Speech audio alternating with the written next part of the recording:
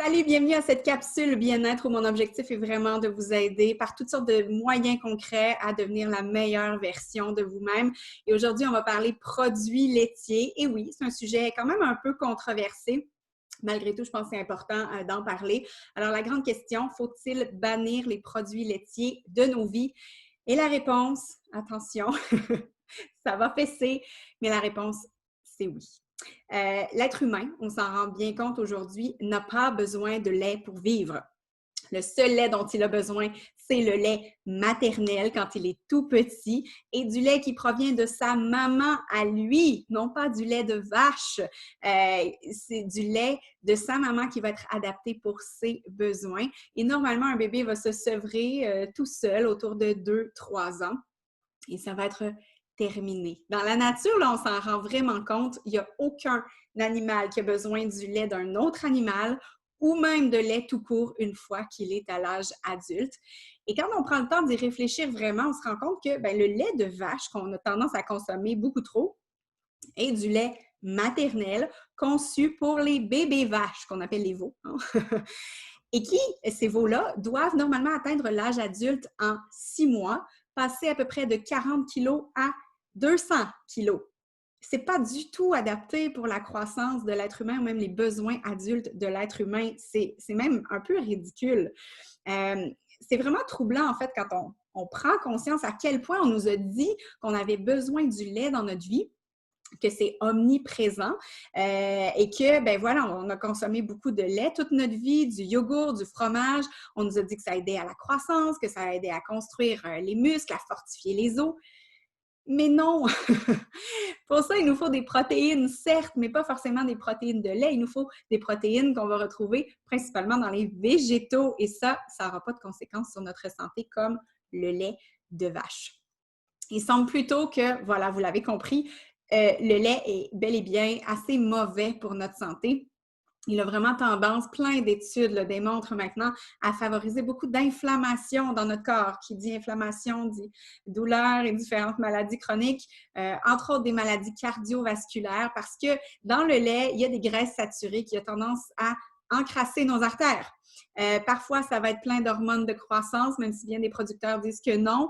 Mais il y a des facteurs de croissance qui ne correspondent pas aux besoins des êtres humains de toute façon dans du lait de vache. Et donc, ça a tendance malheureusement à favoriser aussi l'apparition de différents cancers. Je le sais, c'est plate. On dit aussi que le lait contient plein de ce qu'on appelle du galactose.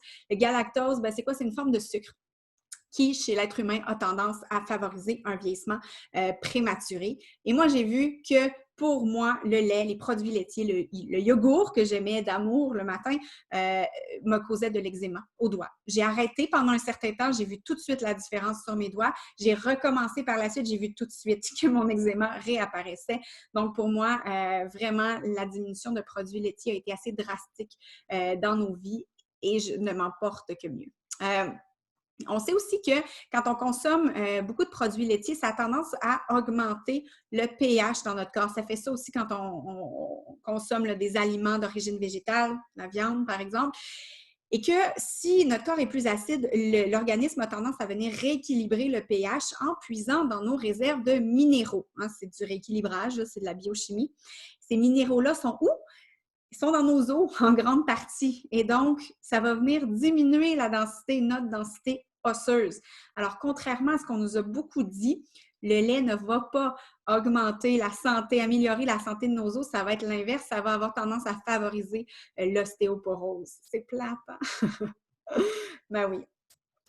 En fait, paraîtrait-il que pour la santé de nos os, pour éviter l'ostéoporose, pardon,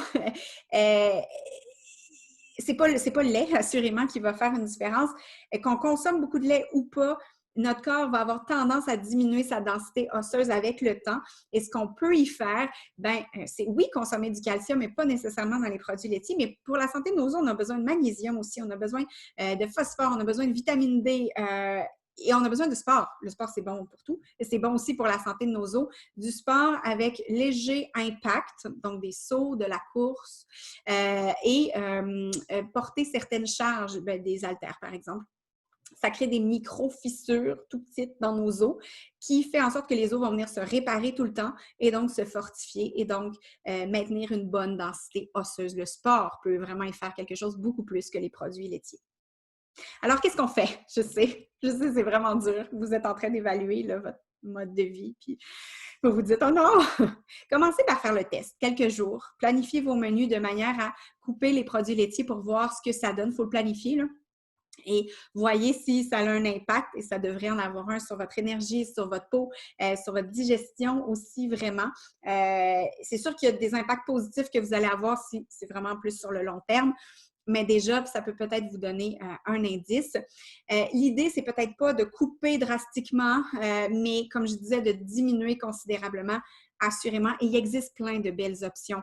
Moi, j'ai intégré les laits végétaux, végétales dans ma vie. Lait d'amande, lait de soya, lait d'avoine pour cuisiner. Ça change pas le goût, pas tout. Dans le café, ça a demandé un petit peu d'ajustement. Quand on veut, on peut. Si on veut remplacer les yogourts, par exemple, le matin, ben pourquoi pas penser au smoothie, au gruau avec du lait végétal, au pudding de chia avec du lait végétal. Voilà. C'est peut-être un petit peu plus difficile pour les céréales. Là aussi, ça demande de l'adaptation. Si vous voulez remplacer le beurre, par exemple, privilégier des bonnes huiles, etc. Donc, demandez à des amis qui ont fait cette transition-là. Il y a plein de trucs sur Internet aussi. Trouver des bons produits de remplacement pour que ça affecte pas trop votre quotidien puis que les choses restent délicieuses quand même, mais ça se fait.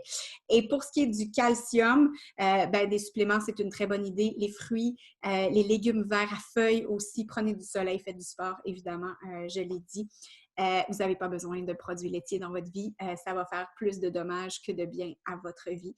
Je sais, je suis désolée de choquer si c'est le cas, mais c'est en 2020, là, on n'a pas le choix de prendre acte de toutes les études qui démontrent vraiment que les produits laitiers sont loin d'être bons pour notre santé. Et comme mon but, c'est vraiment de vous accompagner à être des femmes fabuleuses, en pleine possession de votre santé, pleine d'énergie, pleine de joie, je n'ai pas le choix de vous le dire.